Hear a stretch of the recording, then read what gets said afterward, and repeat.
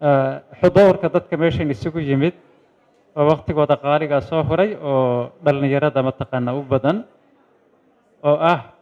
mustaqbalkii mataqaanaa ummadda ficlan waxaa la yidhahdaa the custodian of the mataqaanaa the nation cid kastoo gacan ka geysatay dadka amnigeenna mataqaanaa sugaya oo security-ga ah iyo cid kastaba runtii waan uga mahad celinaya intaa ka bacdi tobigaygu waxa weeye visionary mataqaanaa leadership in times of national crisis aragtida hoggaan fikrad leh xilliga waddanku mashaakil uu mataqaanaa ku jiro iyo duruusta laga faa'iidaysan karo the governance of prophet yusuf calayhi salaam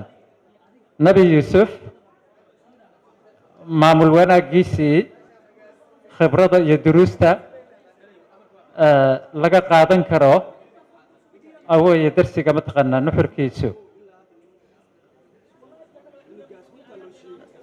qisada nebi yuusuf waa axsan alqisas sida suuratu yuusuf ay noo sheegayso waa qisooyin badan oo isdul saarsaaran oo noocyo badan leh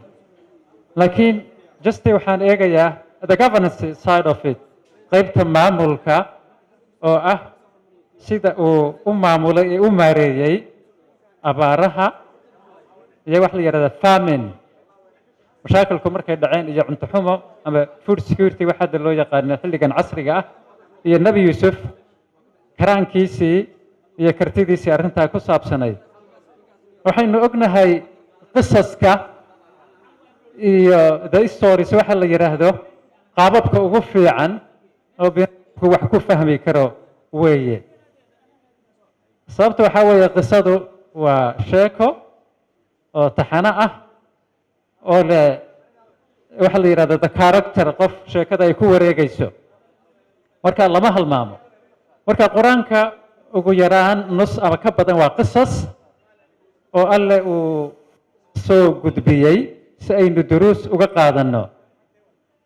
marka qisooyinka qaar fiican oo tob ah iyo qaar oppositaba qur-aanku uu inoo soo gudbiyey maamul wanaag maalan yusuf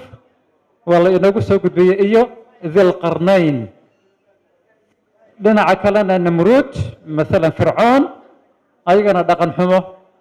iyo maamulka rabti oo qaab daran ayaa la inoogu soo gudbiyey fantastic qisada nebi yuusuf oo ku saabsan dhinaca maamulka iyo waxa la yidhahda crisis management mashaakilaadka sida loo xalliyo kuma xirna waqti kumana xirna location ama makaan mucayan ah inta bini aadamku nool yahay qiso ku habboon oo la jaan qaadaysa weeye xilli kasta